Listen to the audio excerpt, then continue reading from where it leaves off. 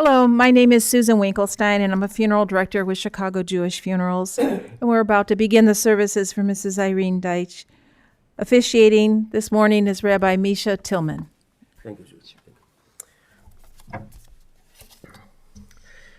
A long time ago, when I was still a young man studying at the Rabbinical Academy, I had a teacher who was truly an amazing individual. Well, first of all, he was a very prominent historian. His name was Jacob Rader Marcus. He single-handedly founded the entire field of research. He wrote the very first book on the history of the American Jews. He was the one.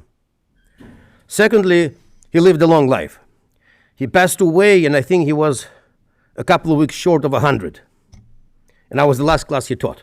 He was 98 and a half at the time. And one time during the class, we had this discussion about a funeral.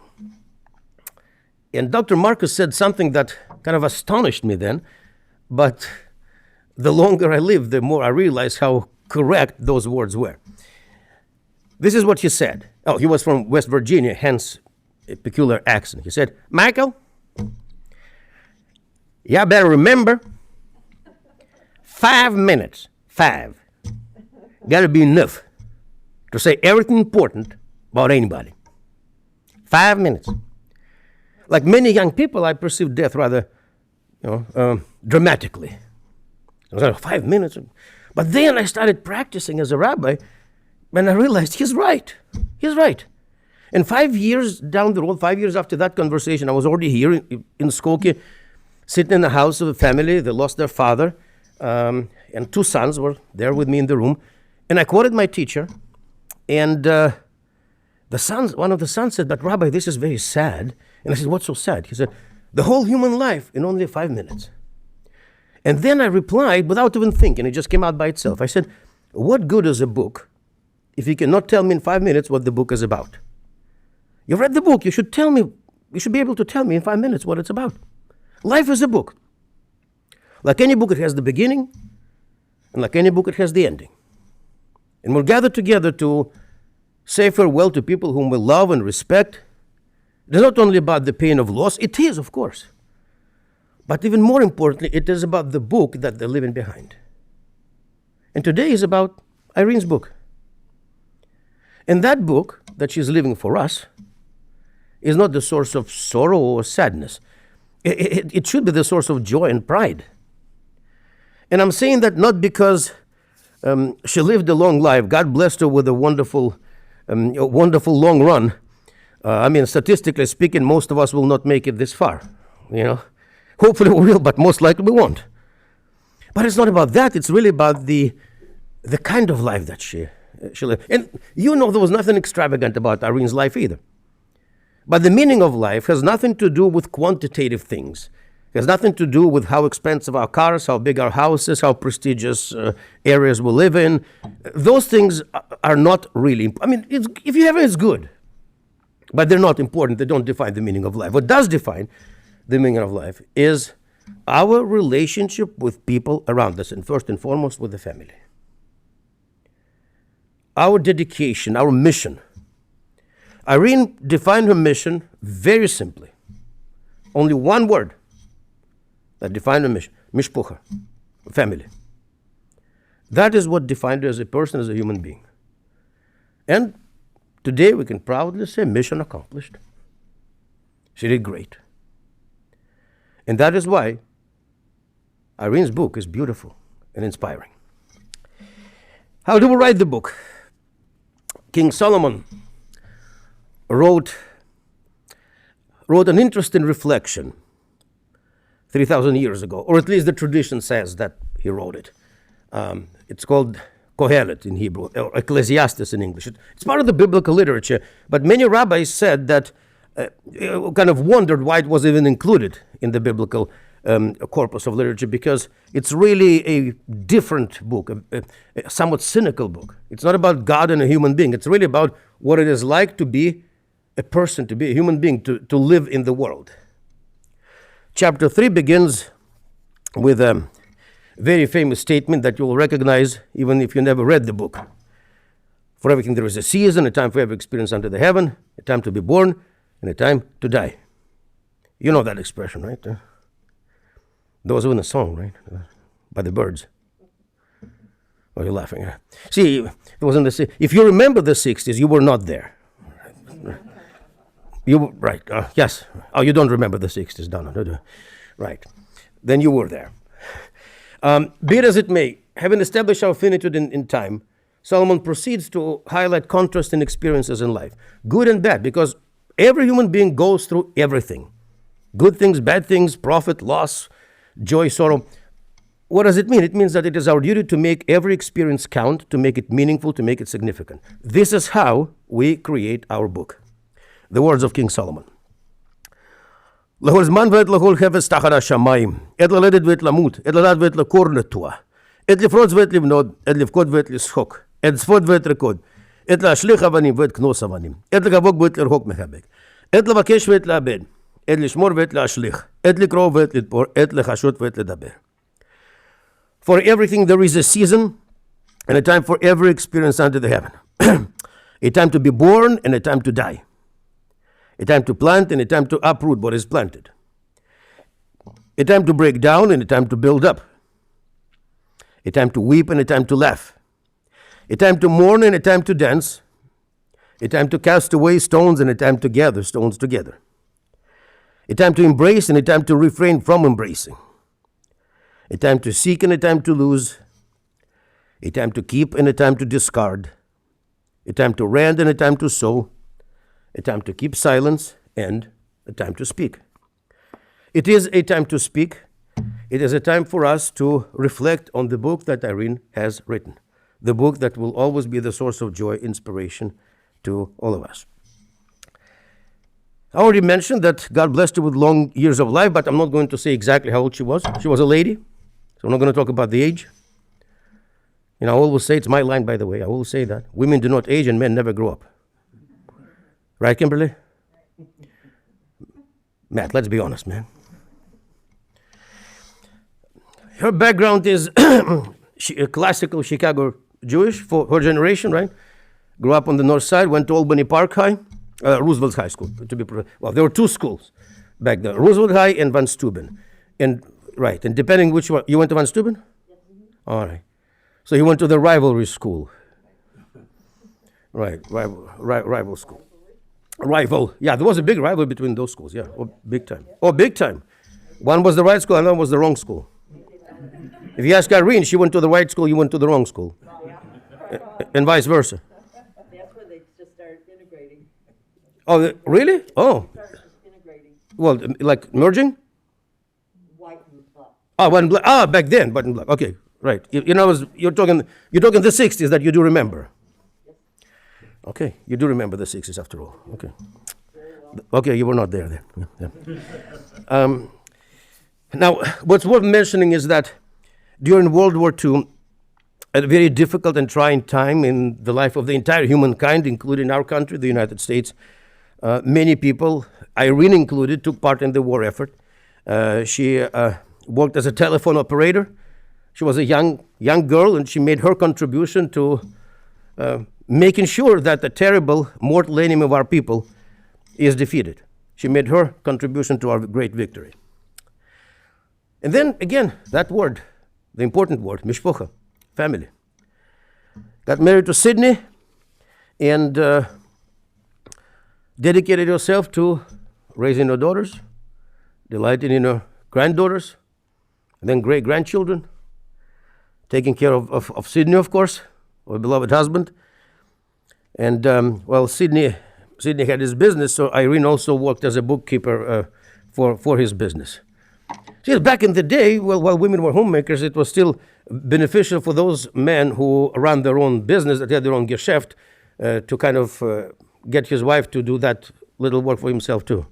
But so she did work actually. She did make her contribution to Sydney's business prospering.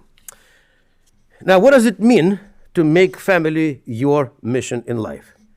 Well, simple things, but all the same beautiful things. First of all, with no particular order, but I start with the idea that struck me the most, of course. Irene loved to clean. Well, that was not a joke. You know that it was not a joke, even. No, it's not a joke at all. It's true. That's right. She loved to clean. She loved to clean basically every day, pretty much. If you left and left the garbage before you, she would like pick it right up. Right. She wouldn't stay on the floor for a second. You have to, yeah. She just, if there was a rock, she would clean it every day. That's how she was. Again, why would you do that? I'm not trying to suggest it was because of some sort of a peculiarity of character. No. Her point and her mission was to make sure that the home is beautiful, that the children and the husband are enjoying being there. That's why she did it. This is how she felt it should be. That's how she did it. That's it. Order must be there. That's right. The house must be organized. Because guess what? When Sydney comes back, everything should be in order. When you come from school, everything should be in order. So she did it. Another important part of making home welcoming and comfortable is, of course, cooking. Well, I will say food is at the core of the Jewish spirituality. Food is very important for us. And Irene loved to cook, so she was an old school lady that way. First of all, every Sunday she made a list of meals for the entire week. And I must say, remember, when we talked about it, I say it's a good thing, actually. It's a good thing. It is what's recommended. Not only for budget, but also for balanced nutrition. You can plan your nutrition for the week. So don't do it like Irene. Don't do it like me. I just go to the store and buy whatever I feel like buying at the moment, which is really the worst strategy for, rational nutrition. I must also say with a particular joy and pride, which you may not share, that Irene loved to cook things that other family members consider to be a little weird, but not me. Chopped liver, borscht, and even a beef tongue. Those are delicacies, people. Beef tongue, you kidding me? It's a delicacy. Did you serve it with the mustard or with the horseradish? Do you remember it all? Both? Yes. That's my kind of lady. The right stuff. The tongue sure did smell. No, the tongue, first of all, the tongue should be properly prepared. And the correct way of storing the tongue is in the liquid in which it was cooked. I think she boiled. Yes. You boil the tongue and you store it in the liquid in which it was cooked. Otherwise, it will turn into a hockey puck next day. Move on. Nobody wants to listen about the tongue. Now, Irene also was a person who found joy in the simple things in life. Needle pointing, reading. Oh, she was a lady. In that generation, ladies read the special romance ladies novels. I suppose Daniel Steele, Judy Collins, that type of stuff, right? Something like, but it's fun. It's a good stuff. No, there was no Nobel Prize winning authors, but it was a fun read. That's all that matters. Brought joy into her life. Played mahjong and bridge with her friends, and so she was really a person who lived a complete, a beautiful, a full life. And thank God, it wasn't full of dramatic and adventurous events. Thank God it wasn't. It was just a good life. And most important thing, of course, is Irene's family. And there are 3 siblings in the family, including herself. She has a sister, Mary. May God grant her good health. And she was a very loving sister. And she had a brother, Irving, alav shalom. May his memory be a blessing. Was a very loving, caring sister of his as well. And Sydney, we passed away 2 years ago, I think, almost three. We tried to calculate how long were they married and came up with this really astonishing number, 77 years of marriage, which is... My father lived 78 years and passed away, right? Some people, it's like a lifetime of some people, and this is marriage we're talking. But she truly was a very devoted wife. Irene raised 2 wonderful daughters and was very proud of them, Donna and Ellen. As a mother, she made it her mission to make sure they grow up to be good human beings, because that's what a parent ought to do. That's our primary mission. Career success is a good thing, but raising a good person, this is what parents do and ought to do. And she was rightfully proud of her daughters. Donna's married to Robert, and Ellen's married to Dennis, who are also very dear to Irene's heart. And she has 3 wonderful granddaughters, Jennifer, Kimberly, and Lisa.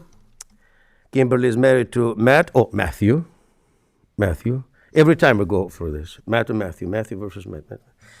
Lisa's married to Joe, and she was a proud great-grandmother of Delaney, Madison, Jillian, Marin, Emily, and Jack. Well, Madison is a girl, right? So basically, Jack is the only great-grandson. The only boy in the family. An only boy. And the only boy. That's right. Daughters. Wow. He was, yeah. All right. Good stuff, Joe. Good stuff. Irene she had a wonderful personality, and I will share with you before Jennifer and Kimberly will share their thoughts. My personal experience with her, I remember when Sydney passed away, and we touched upon that a little bit in our conversation.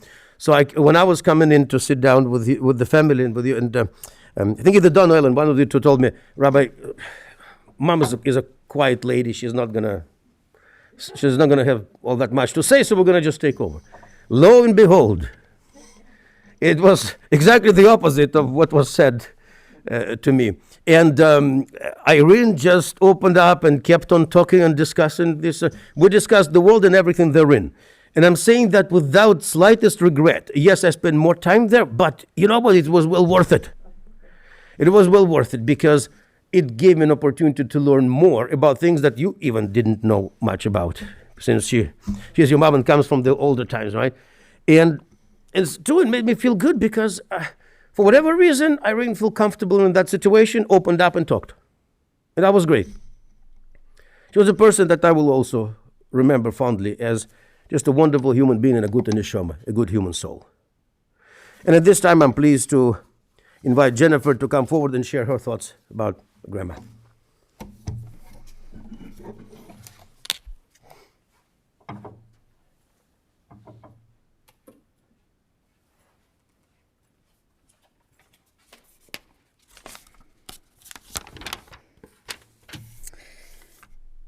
Well, funny enough, just maybe about a month ago, Aunt Ellen sent to me something that she found when she was going through Grandma's things. It was a letter that I wrote to Grandma and Grandpa when I was a freshman in college. And back then, we wrote letters on real paper, put a stamp on the envelope, and it took days to deliver.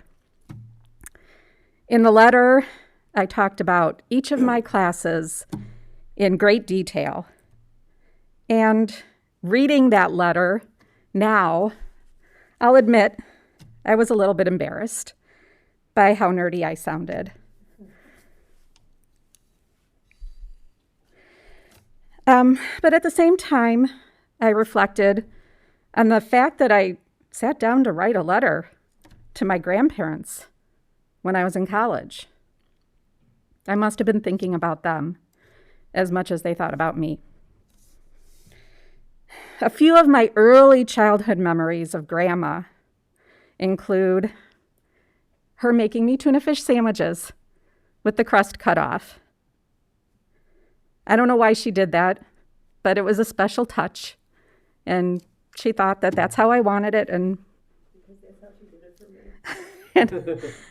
and I ate it, and I was happy with it, and I just thought this is how Grandma makes it special for me. She read to me. She sang to me Mother Goose nursery rhymes, Frere Jacques. I remember going with her to visit Bubby in Bubby's apartment. I remember the house that her and Grandpa lived in, everything about that house. And yes, it was very clean. In general, though, it's difficult for me to think about Grandma without Grandpa. I remember when Grandma had her stroke and Grandpa would move her leg up, back, out, down, working to get her strength back. I remember thinking how small their double bed was and wondering how could they be comfortable in that small bed. But they were. They slept comfortably in it for for over 75 years. They were always together, in person and in my mind. Some of my last conversations with Grandma, I will remember them forever. One thing in particular, she said, "Sidney is still right here with me." Even though he had passed away, she said, "He's right here. Sidney's right here on my shoulder." Grandma, you and Grandpa were the most loving grandparents I could ever ask for, and I'm beyond blessed to have had you in my life. And now you're both right here on my shoulder. Thank you. And Kimberly has a story that she said she wants to share with us about the grandma.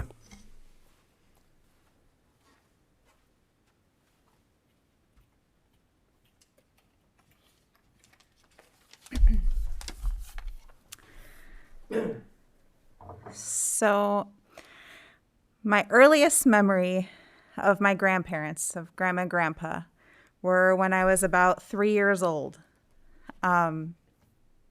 It was a different time when I was growing up compared to when Jennifer had grown up, because Grandma had her stroke, and Grandma and Grandpa didn't often come babysit. We saw them a lot, but they never really babysat, and so it was the very most exciting time for me when Grandma and Grandpa came and did a sleepover, and they let me sleep in the same room with them, and it was just so exciting.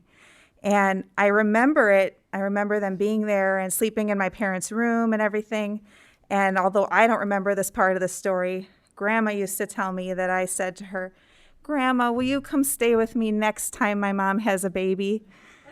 And of course, that didn't happen. But that was, of course, when Lisa was born. And I just so vividly remember them being there. Some things that I remember about my grandma, obviously we talked about how she was so organized. I have vivid memories of yellow legal pads and black flare pens with capital letters with all of her lists. And every birthday for me and for my sister and even for my kids would get a check with the black flare pen with money. And she always remembered and she always thought of us. Something else is that her memory was amazing, even up until recently. You know, I talked to her on the phone just maybe 6 weeks ago, and she would ask me so many details about the girls and about Matt and which station he's working. I mean, these are things that a 90-something-year-old person usually doesn't remember those details, but she really did, and she really cared and asked. So I'll just finish with this one story. When, I don't know, it was probably 16 and a half years ago, Grandma had hip surgery, and Matt and I went to go visit her, and she was actually over at Symphony. And I was pregnant at the time, and we were talking about various things, and Matt and I had discussed different name options, and we had kind of decided on one name that we had just decided amongst ourselves and had not shared with anybody else. And Grandma says to me, "Kimberly, I thought of the best name that you should name the baby." And so I just said, "Well, what name, Grandma?" And she said, I dreamt it. The name should be Jillian." And Matt and I could not believe it. That was the name we had picked. And so she was so sharp and so smart, she even predicted the name of our first daughter. So miss you, Grandma.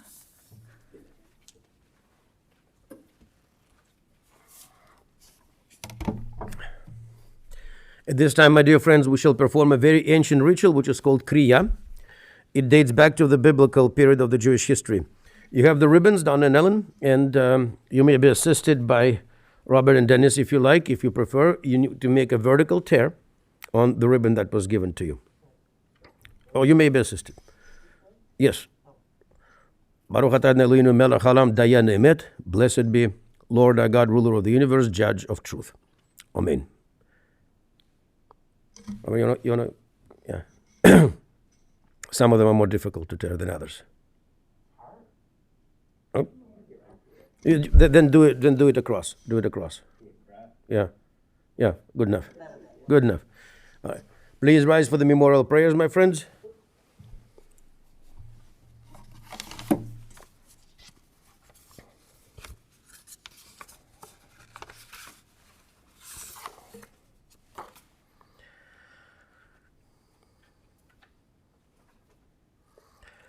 אל מלא רחמים שוכם במרומים. אמצע מנוחה נכונה על כנפי השכינה. במעלות קדושים מותרים כזוהר הרקיעים מעשירים. את נשמת ארין שהלכה לעולמה. בעל הרחמים יסתרק בסדר כנפיו לעולמים. בצור החיים מת נשמתה. אדוני הוא נחלתה. ותנוח בשלום על משכבה. ונאמר אמן. God full of mercy, who dwells in the heights, provide a sure rest upon the divine presence's wings, within the range of the holy, pure, and glorious, who shine and resemble the skies, to the soul of our beloved Irene. The Master of mercy will protect her forever, and will bind her soul in the bond of everlasting life. God is her inheritance. May she rest in peace. Let us all say, Amen. And finally, my friends, we shall say Kaddish here in the chapel. We will also say it at the graveside, but we'll say it here in the chapel. And I always say that Kaddish is the most important memorial prayer, but Kaddish is not about death. Kaddish is not about death. It is about the glory of God, and therefore it is about the beauty of life.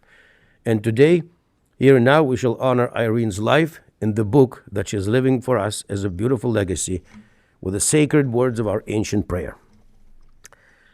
Yitkadal v'yitkadash shmei Rabbah Bi'alma divra chiruteh v'yamlich malchuteh B'hayachon uv'yomechon uv'chayei dachol Beit Israel Ba'agala v'zman kariv v'yimru Amen. Yishmei Rabbah mevorach le'olam u'le'almei almaya Yitbarach v'yishtabach v'yitpar v'yitromam v'yitnasi v'yitadar v'yitaleh v'yitalal shmei yitgudsha brechu Leila min kol birchata v'shirata tushbekata v'nekemata da'amiran bi'alma v'yimru Amen.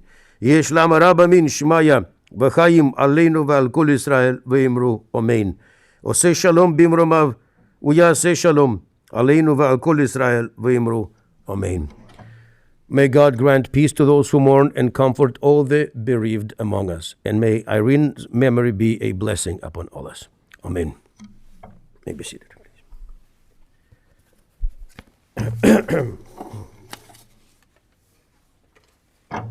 The interment will take place at Shalom Memorial Park in Arlington Heights. For those of you driving to the cemetery, we'll provide a funeral flag that will be placed on top of your vehicle, and also an orange funeral sticker to be placed on the inside portion of your front windshield. And then please keep in mind to stay as close as safety will permit to the car in front of you while in procession, and to use your bright headlights and your emergency flashers also while in procession.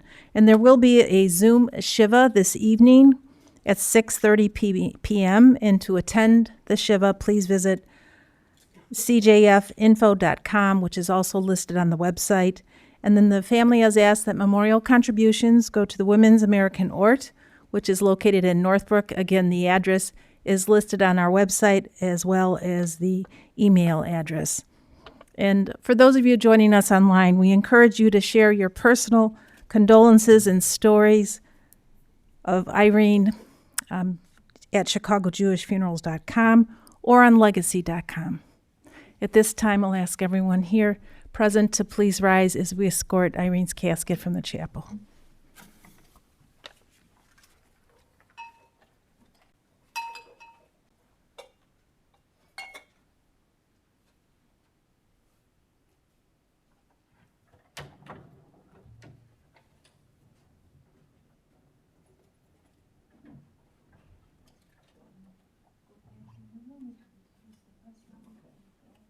Anyone needs to use the restroom, that would be a good time.